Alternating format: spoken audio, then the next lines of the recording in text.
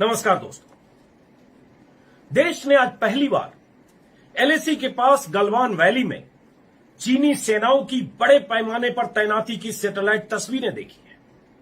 वो गलवान वैली जहां 1962 से अब तक चीनी फौज की ऐसी तैनाती नहीं देखी गई, ऐसी मोर्चेबंदी नहीं देखी गई। लेकिन आज चीन ने अपना दावा भी ठोक दिया कि गलवान वैली उसका है और भारत वहां घुसपैठ कर रहा है, जबकि वो गलवान वैली भारत के लिए बहुत मायने रखता है। तो सवाल ये उठता है कि ये जो बख्तरबंद गाड़ियां दिख रही हैं, कतारें दिख रही है चीनी गाड़ियों की, चीन के कैंप की, चीन के टेंट की, या चीनी फौजियों की जो व्यवस्थाएं वहां की गई है उसकी, सैटेलाइट इमेज के जरिए और दिन भर न्यूज चैनल पर यह तस्वीरें आज दिखी है। इन तस्वीरों को देखकर साफ लग रहा है कि अचानक नहीं हुआ, ये 40 दिन, 50 दिन, 1.5 महीने, 2 महीने से चल रहा होगा। और तभी इतनी गाड़ियां, इतने वाहन, इतने लोग, इतने हथियारबंद दस्ते, इतना बड़ा चीनी फौज का समूह वहां पहुंचा है। लेकिन भारत सरकार हर बार इसको नकारती रही, वो भी तब जब भारत की सेना के कई बड़े फौजी अधिकारी लगातार भारत सरकार को पिछले 1 महीने से आगाह करते रहे, बताते रहे, चिट्ठी लिखते रहे, आर्टिकल लिखते रहे, इंटरव्यू देते रहे कि सतर्क और सजग रहने की जरूरत है। बड़े पैमाने पर वहां चीन की तैनाती हो रही है, लद्दाख के उस सेक्टर में, गलवान वैली में, उस इलाके में जो भारत के लिए बहुत मायने रखता है। तो सवाल यह उठता है कि क्या भारत सरकार जानबूझकर इस तथ्य से या इस तथ्य को नकारना चाहती थी, या इसके पीछे कोई और वजह थी, या उसे इस बात का अंदाजा नहीं था कि दरअसल इतनी मोर्चेबंदी हो गई है जो इस सैटेलाइट तस्वीर से पता चल रहा है। और अगर पता नहीं था तो इतनी बड़ी नाकामी इंटेलिजेंस एजेंसी की है क्या? लेकिन इस पर यकीन इसलिए नहीं आता है कि जब कई फौजी अधिकारी, रिटायर्ड फौजी अधिकारी लगातार अगर इस पर आर्टिकल लिख रहे थे, ट्वीट कर रहे थे, इंटरव्यू दे रहे थे, तो फिर ऐसा कैसे मुमकिन है कि भारत सरकार को, भारत की सेना को इसके बारे में पता न हो? अब इस पर कई सवाल उठते हैं और ये चीन के नापाक इरादे, चीन की खतरनाक मंशा की तरफ इशारा करते हैं। चीनी फौजों की ऐसी मोर्चेबंदी जो बीते 40-50 सालों में देखी नहीं गई, 62 के बाद से। इस बीच हुआ क्या है, आप सबको पता है कि हमारे 20 जवान शहीद हुए इन्हीं इलाकों में, जहां इस इलाके में चीनी अतिक्रमण कहें, चीन की घुसपैठ कहें, या चीनी फौजियों की तैनाती कहें, इसको लेकर जब दोनों देशों के सेना अधिकारियों की मीटिंग हुई थी 6 जून को, और यह तय हुआ कि चीनी वहां से वापस लौटेंगे और वापस नहीं लौटे, और उसके बाद जब भारत के फौजी वहां पेट्रोलिंग के लिए या जानकारी के लिए या उनसे बात करने के लिए गए, उसके बाद खूनी भिड़ंत हुई और उसमें हमारे 20 जवान शहीद हुए। भारत की तरफ से दावा किया जा रहा है कि उनके भी 40 जवान मारे गए, उन्होंने पुष्टि नहीं की। लेकिन मुद्दा ये नहीं है, मुद्दा यह है कि इतने बड़े तैनाती की जानकारी हमें थी, अगर थी तो हम 40 दिन तक क्या करते रहे, और अगर नहीं थी तो क्यों नहीं थी? यह बहुत बड़ा सवाल है। और क्यों नकारा जाता रहा अगर कई सेना के बड़े बड़े अधिकारी लिखते रहे, बोलते रहे तो? इस बीच आपको बता दें कौन कौन क्या लिख रहे थे वो मैं बताऊं, और कितना मायने रखता है यहां पर गलवान वैली में चीन की फौज की इतने बड़े पैमाने पर तैनाती, वो मैं बताता हूं फौजी अधिकारियों के हवाले से। लेकिन उससे पहले की अच्छी चीज यह है कि प्रधानमंत्री मोदी ने 2 दिन बाद ऑल पार्टी मीटिंग बुलाई है, सभी दलों के नेताओं से मिलेंगे, उनसे राय विचार करेंगे, और यह इस बात का सबूत है कि अब इतने दिनों तक नकारने के बाद अगर भारत सरकार ने माना है और यह मीटिंग बुलाई है, हालांकि यह हुआ तब जब 20 जवानों की शहादत हुई, तो इसका मतलब मामला बहुत गंभीर है। उसके बाद प्रधानमंत्री मोदी ने अपनी बात कही, जिसमें उन्होंने पहली बार इस पर कहा कि हमारे जवानों का बलिदान व्यर्थ नहीं जाएगा। वो मारते मारते मारे गए। ये सच है कि हमारे वो जवान जिनका आज अंतिम संस्कार हुआ है, जो अपने अपने उनके घरों में मातम है, अपने घरों के चिराग थे, वो देश के लिए कुर्बान हो गए। तो प्रधानमंत्री मोदी ने यह बात कही, अमित शाह का भी आज बयान आया, राजनाथ सिंह का भी बयान आया, केंद्र की तरफ से, सरकार की तरफ से, प्रधानमंत्री समेत तमाम लोगों ने आज पहली बार इस पर अपनी बात रखी। अब यह शुरुआत होगी कि परसों सरकार क्या सूचना देती है राजनीतिक दलों को। लेकिन इस बीच डेवलपमेंट ये आगे मैं बताऊंगा कि भारत के बड़े बड़े सेना अधिकारियों ने, रिटायर्ड सेना अधिकारियों ने पहले कैसे बार बार आगाह किया और क्या वजह रही कि यहां तैनाती होती रही, और आज ये 45 दिन बाद, 42 दिन बाद इसकी सैटेलाइट तस्वीरें आई। क्या यह तस्वीर पहले नहीं आ सकती थी? क्या यह जानकारी पहले नहीं मिल रही थी? आज जब सैटेलाइट इमेज आ सकती है और न्यूज चैनल पर आ सकती है, तो क्या सरकार के पास नहीं रही होगी? ऐसे बहुत सारे सवाल हैं और ये सारे सवाल देश हित में, ये भी बहुत इंपॉर्टेंट। तो बता दूं कि इस बीच ये हुआ है कि चूंकि ये तनातनी की स्थिति है, इसलिए मैं खबरें देख रहा हूं अलग अलग जगह कि लद्दाख इलाके में तैनात सेना की सभी यूनिट की वापसी पर रोक लगा दी गई है। दैनिक भास्कर की खबर है। बॉर्डर पर सेना का मूवमेंट बढ़ा है। डेमचोक और पेंगोंग लेक के आसपास के गांव खाली कराए जाएंगे। इसी में खबर यह है कि सीमा से सटे इलाकों में मोबाइल फोन बंद कर दिए गए हैं, यहां तक कि सेना के लैंडलाइन फोन भी बंद है। लेह सिटी के बाहर सेना के अलावा सभी मूवमेंट पर रोक लगा दी गई है। श्रीनगर लेह हाईवे भी आम लोगों के लिए बंद। सरहदों पर अपना मूवमेंट सेना ने लेह और बाकी सरहदों पर बढ़ा दिया है। खास तौर पर कश्मीर और जम्मू में मौजूद यूनिट्स को किसी भी वक्त लेह जाने के आदेश दिए जा सकते हैं। तो स्थिति तनावपूर्ण हो गई है और ऐसी तनावपूर्ण स्थिति भारत चीन की सीमा पर 62 के बाद शायद पहली बार हो रही है। छिटपुट झड़पें हुई है, लेकिन ऐसी झड़प जिसमें 20 जवानों की मौत हो जाए 45 साल बाद हुई है। इसके पहले 4 लोग अरुणाचल की तरफ मारे गए थे, हमारे जवान शहीद हुए थे। और ये मैंने बताया कि गांव खाली कराया गया है। डेमचोक पेंगोंग लेक के आसपास की जो लोग रहते थे उनको अलर्ट पर रहने को कहा गया है। इससे ऐसा लग रहा है कि तनातनी किसी उस दिशा में जा सकती है जिसकी तैयारी भारत सरकार कर रही है, क्योंकि ये अब वक्त है रिस्पॉन्ड करने का और ये करना होगा, क्योंकि देर हो चुकी है। चीन यहां तक पहुंच चुका है और उसके इरादे नेक नहीं है, क्योंकि आज उसने गलवान वैली पर साफ साफ दावा भी ठोक दिया है। तो अब सवाल उठता है कि आज तक इतने दिन से 40 या 42 दिन से इस पर सरकार इसे नकारती क्यों रही? आज भी मैं बता रहा हूं, आज भी मैंने न्यूज चैनल पर कुछ प्रवक्ताओं को सुना।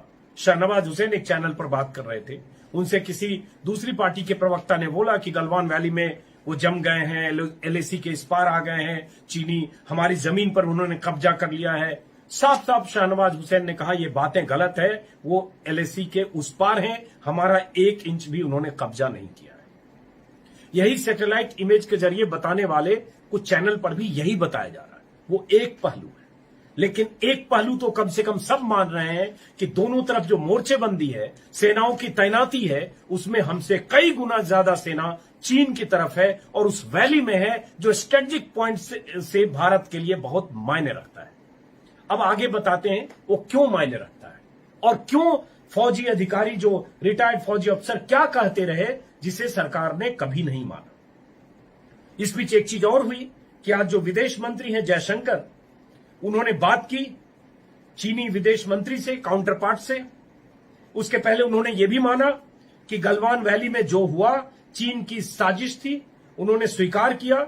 और साथ में उसके बाद उन्होंने बात की है चीन से 2 टूक, जिसमें उन्होंने कहा है कि हिंसक झड़प गलत है, इसका प्रतिरोध दर्ज कराया। लेकिन एक और बात कही है जयशंकर के हवाले से, दोपहर में उन्होंने फोन पर बात की है चीन के विदेश मंत्री से, जिसमें कहा जा रहा है कि उन्होंने कहा है कि 6 जून को हुई वरिष्ठ सैन्य कमांडरों की बैठक में एलएसी पर तनातनी को कम करने और सेनाओं को पीछे ले जाने पर एक समझौता हुआ था, लेकिन तभी चीनी पक्ष ने एलएसी के हमारी तरफ गलवान घाटी में एक संरचना बनाने की मांग की। हमारी तरफ, ये वो कह रहे हैं, मांग की ये कह रहे हैं जयशंकर। जब यह विवाद की जड़ बना, चीनी पक्ष ने पूर्व निर्धारित और सुनियोजित तरह से कार्रवाई की, जो कि बाद की घटनाओं के लिए जिम्मेदार है, जिसमें हिंसा और मौतें हुई। यह जमीन पर यथास्थिति को नहीं बदलने के हमारे सभी समझौतों का उल्लंघन है। यह जयशंकर ने कहा जा रहा है, ये उन्होंने चीन के विदेश मंत्री को कम्युनिकेट कर दिया और साथ में यह कहा है कि चीन ने साजिशन यहां जो भी गलवान वैली में किया उसकी साजिश थी और उसके इरादे ठीक नहीं है। इसका मतलब भारत सरकार अब मान चुकी है कि स्थिति ठीक नहीं है और ये चीन धोखेबाज, पीठ में छुरा भोंकने वाला, उसका अतीत जिस पर आप भरोसा नहीं कर सकते, वो उसका चीन का इतिहास रहा है। कहता कुछ है, करता कुछ है। और वो चीन जिसके शी जिनपिंग से प्रधानमंत्री मोदी बीते 6 साल में 18 बार मिल चुके हैं, 5 बार खुद चीन जा चुके हैं, शी जिनपिंग भारत आ चुके हैं। उस पर मैंने पिछले वीडियो में भी बताया था, साबरमती से लेकर महाबलीपुरम तक, झूले झूलने से लेकर समंदर के किनारे नारियल पानी पीकर गए। उसके बाद चीन ने जो किया सामने। अब आते हैं कि ये हमें पता नहीं था या जानबूझकर हम नकार रहे थे या हम कुछ और करना चाह रहे थे स्ट्रेटजी पॉइंट से, हो कुछ और गया जब हमारे 20 जवान शहीद हो गए। तो क्या वजह है? हम आते हैं जरा जो फौजी अधिकारी हैं उन्होंने पहले क्या क्या कहा है, क्योंकि ये जानना आपको जरूरी है। और इसी से बात आती है कि जब सवाल उठता है तो क्यों उससे छुपने की कोशिश होती है। आज जैसे लिखा है, ब्रह्म चेलानी है, डिफेंस एक्सपर्ट, बहुत प्रतिष्ठित, उन्होंने लिखा है, आज ट्विटर पर लिखा है, गलवान वैली के चारों तरफ जो सराउंडिंग स्ट्रेटेजिक हाइट्स हैं, जो एलएसी की तरफ हैं, उस पर 1962 के बाद से चीन का कब्जा नहीं है। भारत ने बड़ी भारी गलती की है, उन ऊंचाई वाली चोटियों को अनगार्डेड छोड़ दिया। ये ब्रह्म चेलानी ने लिखा है, अनगार्डेड छोड़ दिया है, भारत ने बड़ी गलती की। तो क्या भारत से इतनी बड़ी चूक हुई? ये वो ऊंचाई वाली जगह हैं जहां से हाईवे और फॉरवर्ड बेस पर नजर रखा जाता है। आप जानते हैं कि भारत वहां पर हाईवे बना रहा है ताकि सेना की तैनाती वहां तक हो सके और चीन जहां हमसे एडवांस पोजीशन में होता है वहां अपनी सेना को आसानी से पहुंचा सके, अपने ट्रूप्स को पहुंचा सके। अब बात आती है इसके अलावा, ये पहले से चला रहा है, ये तो ब्रह्म चेलानी ने आज लिखा, लेकिन कई फौजी जो जनरल हैं, general lieutenant general Hooda, lieutenant general Parag, lieutenant general Prakash Menon, Ajay Shukla colonel रहे, जर्नलिस्ट हैं, इन सब ने लिखा है अलग अलग समय और ये बीते 1 महीने से चल रहा है। अब देखिए, मैं बताता हूं पॉइंट, एक एक पॉइंट, जिससे आपको अंदाजा लगेगा कि ये सब लोग लिखते बोलते रहे, फिर भी हम क्यों देर हुई, हम क्यों नहीं रेस्पॉन्ड किया। हमने आज जो कर रहे हैं वो 30 दिन 20 दिन पहले क्यों नहीं किया? क्या हम इंतजार कर रहे थे कि जब शहादत हो जाएगी या ऐसी स्थिति होगी तब हम कुछ कर पाएंगे, या हमारी स्ट्रेटजी कुछ और थी? तो एक बार आप सुन लें। प्रकाश मेनन है लेफ्टिनेंट जनरल, इन्होंने 29 मई को माफ करें, प्रिंट में लिखा, द प्रिंट एक वेबसाइट है, डिजिटल प्लेटफॉर्म में लिखा, China has definitely crossed Indian Lakshman rekha. चीन ने निश्चित तौर पर भारत की लक्ष्मण रेखा को पार किया है। ये साफ साफ लिख रहे लेफ्टिनेंट जनरल, ये 29 मई को लिखा, आज से 20 दिन पहले करीब। और उसमें लिखा, हालांकि ये 1962 की तरह नहीं होगा, ये भी लिख रहे हैं। उन्होंने लिखा, मोदी सरकार डोकलाम में चीन के कंस्ट्रक्शन को अंडर कारपेट मोदी सरकार ने छिपा दिया था। ये लिख रहे हैं कि अंडर कारपेट छिपा दिया गया था। Indians have managed to sustain the fiction of victory at Doklam. आप समझ लीजिए, ये एक लेफ्टिनेंट जनरल लिख रहे हैं 29 मई को। दूसरा उन्होंने फिर 17 जून को भी लिखा है, आज उन्होंने लिखा है कि मोदी के लिए पॉलिटिकल स्टैंड लेने का वक्त है। 11 जून को ही लेफ्टिनेंट जनरल पनाग ने लिखा था, द प्रिंट में ही उन्होंने लिखा था, PM Modi silence on LAC stand of is benefiting China, India must change it's script. मतलब एलएसी के मुद्दे पर मोदी की चुप्पी चीन को फायदा पहुंचा रही है, भारत को अपना तरीका बदलना चाहिए। ये लेफ्टिनेंट जनरल पनाग ने लिखा। ये सारे फौज के डेकोरेटेड सीनियर ऑफिसर्स रहे। अब एक और मैं general Hooda, lieutenant general Hooda, उनका नाम आपने सुना होगा शायद, सर्जिकल स्ट्राइक की जिम्मेदारी और हीरो वही थे। लेफ्टिनेंट जनरल हुडा ने भी कहा, डीएस हुडा ने, उत्तरी कमांड के जीओसी रह चुके हैं वो, उन्होंने कहा है कि इससे पहले भारत चीन तनाव के मुकाबले अब जो घुसपैठ हुई है वो बड़ी घुसपैठ है, क्योंकि इस बार चीन ने सेना और लड़ाई के साजो सामान तैनात किए हैं। अगर डोकलाम का केस देखें तो हमारे हिस्से में नहीं था, वो भूटान में था। चुमार में उन्होंने हमारे सामने आने की कोशिश की लेकिन नहीं आ सके, क्योंकि हमने उन्हें बॉर्डर पर रोक दिया। 2013 में देपसोंग तनाव में वो हमारे इलाके में घुस आए थे, लेकिन सिर्फ 30-40 सैनिकों की प्लाटून थी। ये उन्होंने द क्विंट को एक इंटरव्यू में कहा है, और ये भी 6-7 दिन पहले छपा हुआ है। इसी में उन्होंने आगे कहा है डीएस हुडा ने, और ये डीएस हुडा मायने रखते हैं, आप समझ लीजिए। सर्जिकल स्ट्राइक के में इनकी बहुत अहम भूमिका थी। इन्होंने कहा कि लेकिन इस बार चीन की तरफ से बड़ी संख्या में सैनिक, एपीसीएस और आर्टिलरी गन तैनात की गई है, इसलिए बड़ा संकट है। ये कयास नहीं लगाना चाहूंगा ऐसा क्यों कर रहे हैं। ये भी लिख रहे हैं कि हर कोई कयास लगा रहा है कि घुसपैठ के पीछे क्या कारण है, लेकिन अभी कुछ साफ नहीं है। इसकी तुलना पिछले तनावों से करूं तो चुमार 2014 और डोकलाम 2017, दोनों पक्षों को पता था कि उन्हें क्या करना है, क्या चाहिए। चीन सड़क बनाना चाहता था, हमारा कहना था वो नहीं बना सकते। इसमें मतभेद साफ थे, लेकिन इस बार हमें नहीं पता कि चीन क्या चाहता है। अब जरा सोचिए, बहुत अहम बात है कि हमें नहीं पता कि चीन क्या चाहता है। इतने बड़े पैमाने पर तैनाती, जिसकी सैटेलाइट तस्वीर आप देख रहे हैं, पता नहीं कि चीन के इरादे क्या हैं। एक लेफ्टिनेंट जनरल सर्जिकल स्ट्राइक में जिनकी अहम भूमिका रही, हुडा कह रहे हैं। उसके अलावा मैं कुछ और लोगों का बता देता हूं। चूंकि ये सब फौज के ऑफिसर्स हैं, रहे हैं फौजी, इसलिए इनका कहना बहुत मायने रखता है।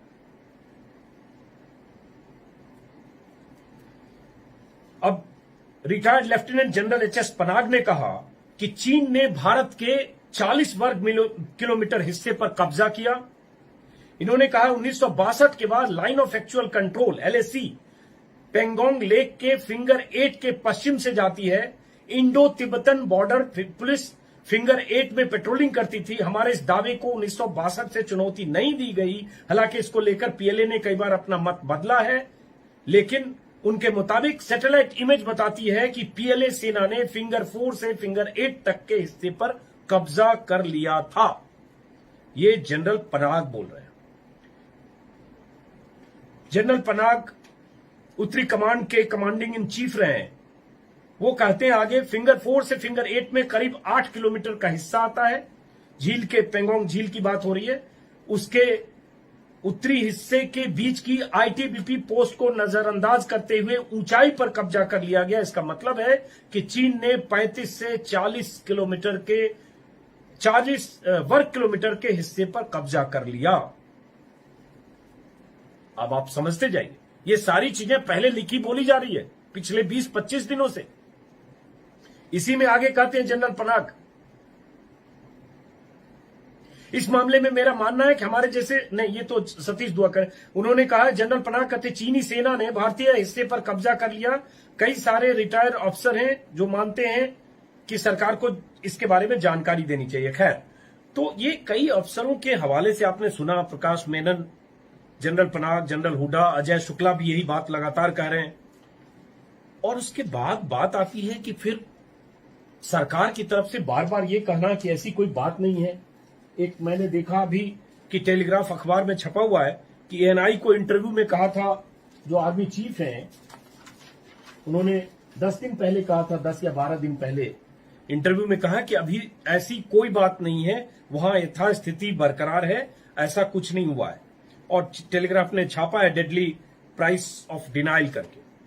उन्होंने 5 मई को उन्होंने कहा था, भारतीय सेना प्रमुख ने, माफ करें, 13 मई को कहा था कि there is nothing new in what has happened in the last week और 10 डेज। एक सप्ताह या 10 दिन में ऐसा कुछ नया नहीं हुआ है। ये उन्होंने कहा था 13 मई को, आज से 4 दिन पहले। और उसके पहले अगर देखें तो 5 मई से ये कहानी चल रही है। 13 मई को नहीं, 13 मई को कहा 4 दिन पहले नहीं, अभी से हो गया 30, 32, 34 दिन पहले।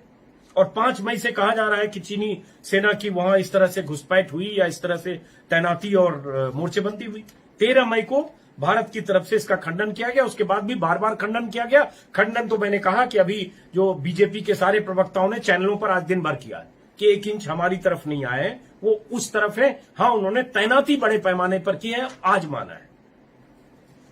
तो ये, और उसके बाद उसके साथ बड़ी बात कि उन्होंने दावेदारी जता दी है आज कि गलवान वैली हमारा है, भारत घुसपैठ कर रहा है। एक तरह से धमकी और चेतावनी भी दी है चीन के प्रवक्ता ने, विदेश मंत्रालय के प्रवक्ता ने, ऑफिशियल प्रवक्ता ने। तो अब ये सारी स्थितियां हैं। इन स्थितियों के साथ मैं सिर्फ ये सवाल छोड़ना चाहता हूं, देश के सामने जब संकट होगा, पूरे देश को एकजुट होकर चीन से मुकाबला करना होगा। देश की एकजुटता एक अलग मायने रखती है। लड़ाई सेना लड़ेगी, लेकिन देश सेना के साथ, पॉलिटिकल लीडरशिप के साथ, सरकार के साथ एकजुटता दिखाएगा, क्योंकि जब दुश्मन से मुकाबला करना होता है तो देश के भीतर सबकी एकजुटता जरूरी होती है। लेकिन सवाल यही कि अगर यह सब हो रहा था तो हमसे चूक कहीं हुई क्या? एक तो चूक ये जरूर हुई जिस पर बहुत सारे लोग लगातार लिख रहे हैं कि हमने टेकन फॉर ग्रांटेड लिया चीन को। चीन का इतिहास आज आसानी से हम 62 की बात कर रहे हैं, नेहरू की बात कर रहे हैं, नेहरू ने धोखा खाया उसकी बात कर रहे हैं, हिंदी चीनी भाई भाई के नाम पर धोखा खाया उसकी बात कर रहे हैं। आज सारे लोग इतिहास के पन्ने तो पलट रहे हैं, 50 साल 55 साल पहले के इतिहास के, 60 साल पहले के इतिहास के पन्ने पलट रहे हैं। 6 साल के इतिहास पर कोई बात नहीं कर रहा है कि 6 साल में क्या हुआ। 6 साल में 18 मुलाकातें, 5 बार चीन का दौरा, शी जिनपिंग का भारत का दौरा, चीन पर इतना भरोसा, इतने तरह के आर्थिक समझौते, इतनी तरह की अंडरस्टैंडिंग, डील और उसके दावे, और उसके बाद चीन की हरकत। तो हमें समझना पड़ेगा कि क्या गलती हुई है। और यही चीज नेपाल में हो रही है। इस बार अगर देखें तो एक मुश्किल नेपाल जैसा मुल्क जो सदियों से, दशकों से भारत का से अलग रहकर भी भारत के साथ माना जाता रहा है, उस देश ने भी एक तरह से चुनौती दी है। भारत के उस हिस्से को अपने नक्शे में शामिल कर लिया है जो उत्तराखंड का हिस्सा है, और उसके बाद वो मानने को तैयार नहीं है। उसके पीछे भी चीन है, उसे भी ताकत चीन से मिल रही है। तो चीन हर तरफ हमारे लिए खतरा बना। पाकिस्तान में भी हलचल है, पाकिस्तान की ताकत चीन है। नेपाल जो हमारा करीबी था वहां हलचल है, उसकी ताकत चीन है। और चीन सीधे हमारे, अगर इन सेना अधिकारियों की माने तो हमारा 40 स्क्वायर किलोमीटर कब्जा करके हमारे एलओसी के इस पार आ चुके हैं, या गलवान वैली के उस हिस्से में आ चुके हैं जहां 62 के बाद से उनकी दावेदारी नहीं थी, उनकी मोर्चेबंदी नहीं थी, उनकी मौजूदगी नहीं थी। और वो स्ट्रेटेजिक पॉइंट जहां उनकी मौजूदगी भारत के लिए बहुत नुकसानदेह हो सकती है, ऊंचाई वाले हिस्से पर जिसका जिक्र ब्रह्म चेलानी कर रहे हैं, वहां वो उनकी मौजूदगी हो गई। तो अब ये सवाल एक है। इस सवाल के साथ एक स्टोरी में देख रहा था अभी बीबीसी पर, सलमान रावी ने लिखी है, अच्छी स्टोरी है। इस स्टोरी में उन्होंने लिखा है, हेडिंग इसका है, भारत चीन सीमा विवाद, पीएम मोदी के जिनपिंग प्रेम से अब तक क्या हुआ हासिल। और शी जिनपिंग के साथ मोदी की मुलाकातें, बातें 18 मुलाकातें, और उसके बाद इसी में है कि 2 देशों के बीच कुल 12 समझौते हुए। अब तक इन समझौतों को लागू किया गया या नहीं, इसके बारे में कोई जानकारी नहीं दी जा सकती है। लेकिन दोनों देश के जो बड़े नेता हैं, सर्वोच्च नेता हैं, उनकी दोस्ती, उनकी प्रॉक्सिमिटी, उनकी तस्वीरों के जरिए हम मान रहे थे कि चीन से हमारे रिश्ते अच्छे हो रहे हैं। और इस बीच भारत के कई शहरों से चीन के सामानों की बाइकॉट की अपीलें, व्हाट्सएप पर कई तरह के फॉरवर्ड, सूरत में टेलीविजन तोड़ने की तस्वीरें जो नाटकीय ज्यादा लगती हैं, ये सब आने लगी। कल भी ये सब होगा। हो सकता है ऐसी अपीलें होने लगे कि चीन के सामान का बाइकॉट करो, ये हो रही है। लेकिन इन अपीलों का स्केल बहुत बड़ा होगा, ये हर समय होता है। लेकिन इससे आप चीन का मुकाबला करेंगे क्या, ये सोचने की बात है। और इस पर एक दूसरा वीडियो बनाऊंगा जिसमें चीन और भारत के बीच जो आर्थिक रिश्ता है, जो आयात निर्यात का रिश्ता है, जो बिजनेस का रिश्ता है, उस पर एक अलग विस्तार से, क्योंकि ये लंबा हो जाएगा। फिलहाल इसी सवाल के साथ कि क्या हमें पता नहीं था जो आज सैटेलाइट इमेज से पता चला, और या पता था लेकिन हम किसी और स्ट्रेटजी के तहत इसको नजरअंदाज कर रहे थे या इसको नकार रहे थे? इसी सवाल के साथ खत्म करता हूं। उम्मीद है कि आपने हमारे इस यूट्यूब चैनल को सब्सक्राइब किया होगा। अगर नहीं किया होगा तो सब्सक्राइब करें ताकि हमारी बात आप तक अलग अलग ढंग से पहुंचती रहे। नमस्कार दोस्तों, देश ने आज पहली बार एलएसी के पास गलवान वैली में चीनी सेनाओं की बड़े पैमाने पर तैनाती की सैटेलाइट तस्वीरें देखी हैं। वो गलवान वैली जहां 1962 से अब तक चीनी फौज की ऐसी तैनाती नहीं देखी गई, ऐसी मोर्चेबंदी नहीं देखी गई। लेकिन आज चीन ने अपना दावा भी ठोक दिया कि गलवान वैली उसका है और भारत वहां घुसपैठ कर रहा है, जबकि वो गलवान